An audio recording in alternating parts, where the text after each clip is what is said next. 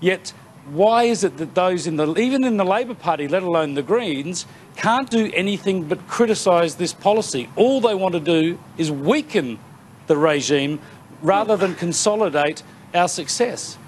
Well, I'm not sure about that, Chris. I mean, I think there's constructive criticism that is needed of the system. In fact, plenty of constructive criticism.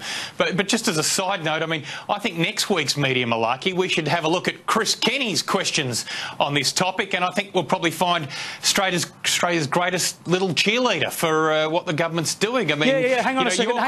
Your questions are just as positive as Barry Cassidy's are negative. In fact, even more so, I would put it to you, Chris. Yeah, that's very good. So let's look at some facts. Hang on, Nicholas. My show. Okay. You've had a good go there. Okay. Yeah, well, I haven't actually got to my substantive point yet, but I'll let you go. Well, no, you wanted to have a go at me instead, and I just got to...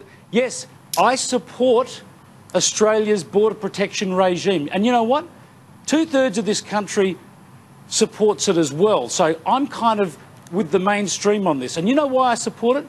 Because when you were running border protection in the Gillard Labor government, 50,000 people came in. At any one time, 2,000 children were in detention, 1,200 people drowned at sea that we know of. It was an absolute disaster that created trauma and tragedy for thousands of people. And so, yes, guess what, Nicholas?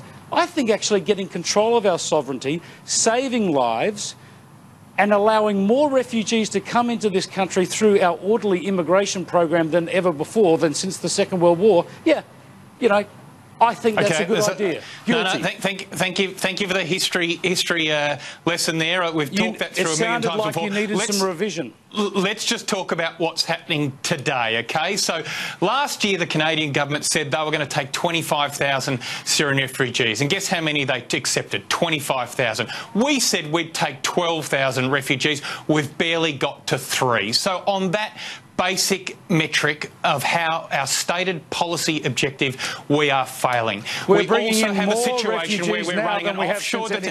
Well, hang on. I gave you a real good go there, Chris. I gave you a real good go. No, but what about some facts? So point one, we're not meeting our stated objectives, unlike countries like Canada who clearly can.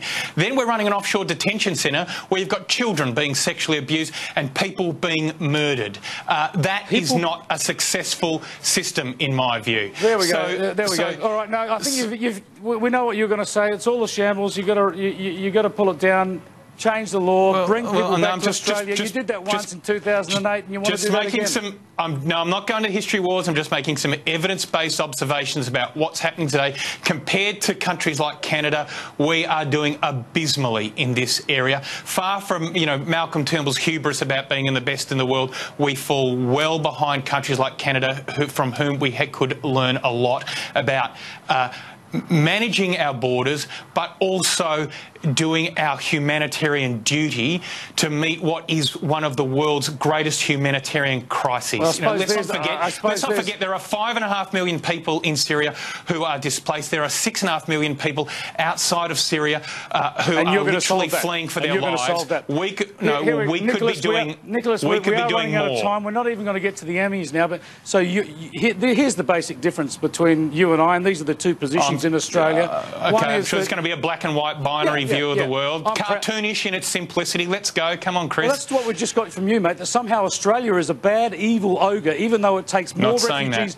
per capita than any country in the world, and even though it has re-established order in its immigration system so that the public can have faith in the immigration system. You prefer to say that Australia is somehow not lifting its share of the load, and you point to Canada as the hero. I tell you what, I'm on Australia's side. You stick with Canada. Thanks for joining us, Nicholas Rees. Thanks for joining us, Christine Forster.